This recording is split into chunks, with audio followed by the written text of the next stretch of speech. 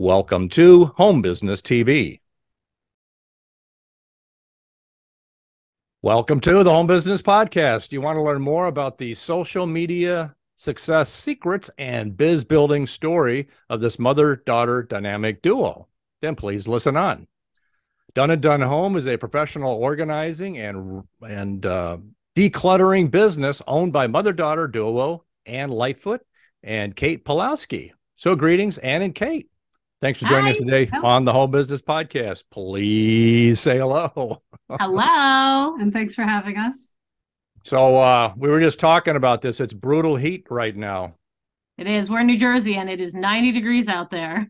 And so I understand dipping the pool with the kids is next after this recording. Exactly. We're going to be right out the door, and off we go. Oh, cool. Well, thanks for taking time to join me on this busy, hot day. And let's dive right in. Whether getting ready to put your home on the market, managing an estate, preparing to move, or just in need of a thorough clean out like my office is, Kate and Ann's multi-million-dollar Done & Done Home handles it all. Let's get to know you better. Kate and Ann, I understand that your business was born when a friend needed help with a move. Yes, we had a friend who was, he was actually helping a client of his move, and the house was just full of stuff. And so he was going to be doing design. And he just said, like, she just doesn't know how to do this. Can you help her? And we said, why'd you ask us? And he said, because you two are super organized. And so we didn't even know that was something that we actually had, extra skill set there. And so we went and helped, grossly undercharged, had a lot of laughs. Yep. And then we thought, like, even with undercharging, that wasn't a bad day. No, we had fun. It's something we'd always done for friends and family. I'd like to help my friends in, high school and college clear out their rooms. Right. And we'd moved a bunch. And so it was just a skill that we both had. And like my mom said, we're super organized. But yeah, we learned a lot on that first job by charging $9. I heard a key point there, super organized. It's amazing how many people go into business and they don't, they just don't have organizational skills. And that could be a really, really, critical success factor. Yeah, I think it really helps with the business side of it, as well as obviously being in people's houses, because that's what we were doing at the time. Can have all the skill sets in the world, but if you're not organized, it just you never get out of your inbox like me. But so what started as a mother-daughter duo organizing closets and hauling trash is migrated into a multi-million-dollar business. How's this business journey been? It's been great. It has been great. It's been loads of fun, and we employ lots of women, and it's just a great team. It's a very nice way to make a living. Yeah, it's been, every business has its ups and downs, obviously, and I feel like neither one of us had a business background or had done anything like this before. And so we made a lot of mistakes along the way, and we've had to sort of learn as we go. But we didn't pay for business school. That's true. So we just kind of made mistakes in our business and felt like that was business school. Exactly. Well, I heard one key thing here. Your company employs 18 women who help you in all these jobs. No men? No man. I don't think we've ever even gotten an application from a man. Yeah, we're not anti-man. It just didn't man, just getting some guys in there is the surest way to screw it all up. So you're probably doing the right thing. It works pretty well. And we have people in the, women in the office and women out on the teams. Everybody except one person is a mom. And so they've all run their own homes and handled, their parents' estates and moved a lot. And so they have sort of a lifetime of experience that we felt younger women and men probably didn't have as much experience. You're right on that. So with like moms, is it like help with organizing daycare and things like that when they're all working for the same company? Most of the moms that work for us actually are 50 and above. So I'm on the young side of the team. I have little kids, and the two women who work in the office have like middle school kids, but everybody else's kids are in college and above. So we don't have to worry about that. Interesting There's no drama. It's great. No drama. Interesting operational concept there. Well, great. Hey, talk to us a little bit about your first online course that you successfully marketed through Facebook ads. That's an important way to go. Our first course is called Love Your Home Again, and it was brought to life mostly because we would get a lot of inquiries from people who wanted to hire us, and either they didn't live nearby or couldn't afford us, but we wanted to be able to help them. And so we started by writing the course and weren't quite sure how we were going to market it. And then Facebook ads was an absolute no-brainer. It worked so well. Yeah, it was great. So we sold $100,000 worth of courses on that first course that we launched right as the pandemic hit. So I think that probably worked in our favor because people were home and their houses. Just out of curiosity, what was like the advertising investment on that generate those sales?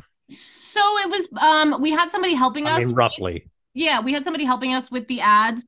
But it was, I think the Facebook spend was like 30,000-40,000, something like that.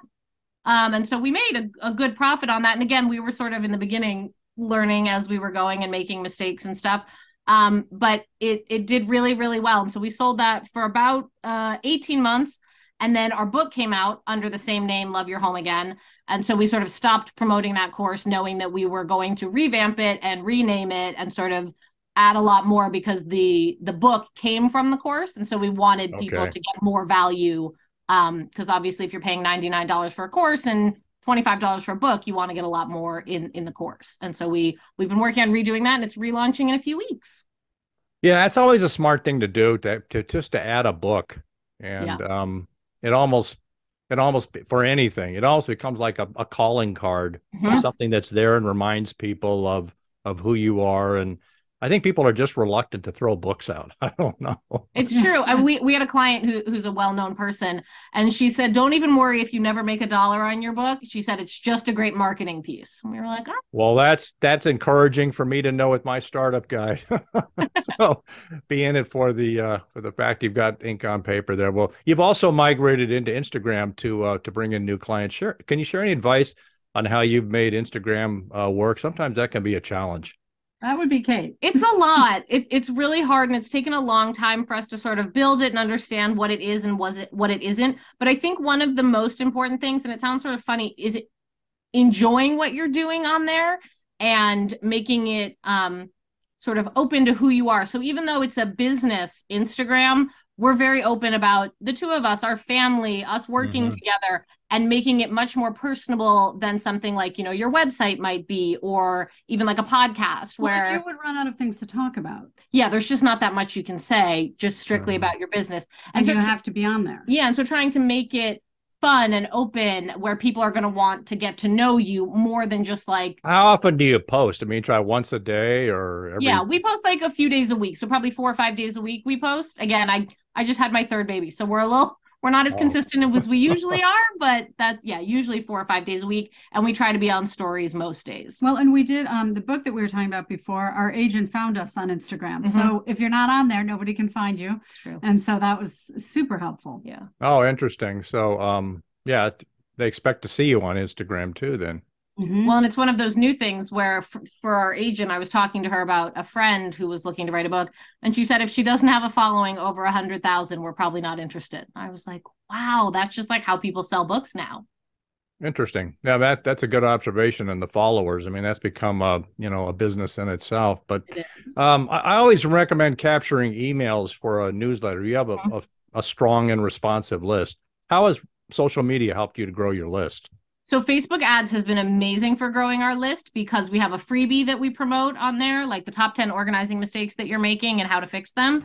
And so people want to get that. They put in their emails, and we have grown our email list hugely through doing that. Well, and we have like a high open rate. And so it is something that people are interested in. And so then we know, hey, we've got some live ones here. And then you can sell them other things like your course. Yeah, that response open rate you have is incredible, because I think sometimes you have to hit people 3, 4, 5 times before they will respond.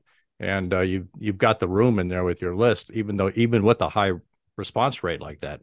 Yeah. And I think definitely you have to, one of the things with social media and email marketing and everything is sometimes it feels like you're screaming into a void and you're not getting much response. You just have to keep doing it. Like eventually people will catch on and they'll start opening your emails and they'll start, liking your posts and things. But if you only give it a week, a month, whatever, it's not enough time. You have to be sort of patient with it. When you do have to remember that those people who are opening it, they're real people, just like all of us, right? Because it becomes these numbers and everything. And then you go, no, stop. These are people, busy days, and they're opening your email. Give them something good. Yeah, I mean, I think you got to remember it might take 10 times where they get the same message from you. Doesn't mean they're not interested in it. And you raised a good point there. A lot of people just, they get discouraged too quickly. Yeah. So I love this question. There's any good family business, there's got to be some drama somewhere in the business. That's always a challenge in family business. Any good drama? How's that working out as a family business? People always ask Kate and I, do you fight? And we go, we do, but it's fast and dirty. Right. Yeah, we get like really vicious and then it's done very quickly. Very quickly. We have no time for it. And in the early years, we really had no time. We were working long days every day, doing all the organizing as well as running the business. And we didn't agree on things, but it was like in, out, what do, don't do. Like we had no time to discuss. And so we would resolve the issues very quickly. I bet having a new child kind of increases those time demands too.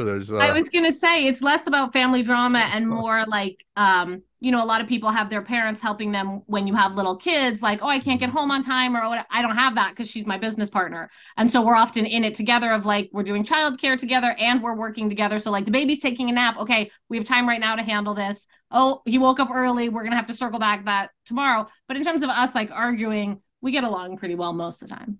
So it sounds like there's some good yin and yang or whatever they call that. Well, and the generational difference makes a big difference in that Kate had all the tech skills to start with. She's actually naturally more mathematical than I am. And so sales went to my side because I like the phone and I like people. And Kate, not so much. She's of her generation. She likes... I don't want to talk to anybody on the phone. Right. So she immediately started doing the money and then it just worked out that well. So the divide was clear and even. Yeah. So there was less to argue about. So whoever's zone it was sort of trumped the other person. Sounds like a match made in heaven. Well, Anna Kate, what does the future hold for you and as the business moguls behind Dun & Dun Home? What's the future here? Well, go ahead. Good. Okay, so when we first started out, our team did a lot of traveling. We had a lot of business around the country, and during the pandemic, less so. But it did make us realize that there are markets to be had in other cities. So we're in the New York tri-state area and we do a ton of work here and some travel, but we will expand to other cities. Yep. So a little bit of expansion then is yeah, definitely to some of the major cities. And we're hoping to write a second book at some point. We've got another one kind of brewing in our minds that we're excited about as well. And then our course with Facebook ads for the next one. I think one good thing about a book is that once you've written one, you've sort of got a foundation for marketing and to distribute it through. Definitely. Yes. Yeah, it's helpful. Well, Anna Kate, I always like to ask this one question. What is one thing a podcast listener can do tomorrow morning or should do tomorrow morning to improve his or her own business? I would say give yourself time to think. I feel like with business a lot of time, and I know in the early days with us, we just kept doing and we never stopped to evaluate sort of where we were going or where we wanted to go or if what we were doing was even on track. And I think people stay so busy between the work that they're doing and the admin work and the emails and the money and all that stuff to just breathe and give yourself a break and think about, are you enjoying what you're doing? Is this what you thought it was going to be? Do you want to keep going down this road? Do you want to grow? Are you happy where you're at? And taking time to think about that, I think is incredibly important. I think we didn't do enough of that in the beginning. No, we were too busy. Yeah. Great word of advice. You can never do enough self-reflection. Absolutely.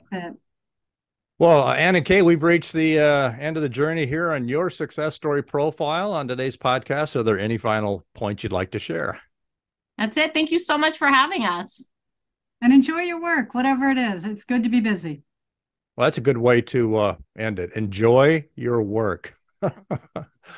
Well, thanks for joining us today on the Home Business Podcast. Learn more about Ann Lightfoot and Kate Pawlowski and their company, Dun & Dun Home. Please visit dunanddunhome.com or our podcast website for more information on guests. Thanks for joining us today on this episode of the Home Business Podcast. Share your feedback with us on Facebook, Twitter, Instagram, and at our website, homebusinessmag.com. Subscribe to our newsletter. Read the Home-Based Business Startup Guide. To more info, visit homebusinessmag.com or homebusinessexpo.com. I'm Richard Captain Anderson saying anchors away. We'll talk with you soon. Until then, make it a great, dynamic business building day. Thank you for watching Home Business TV.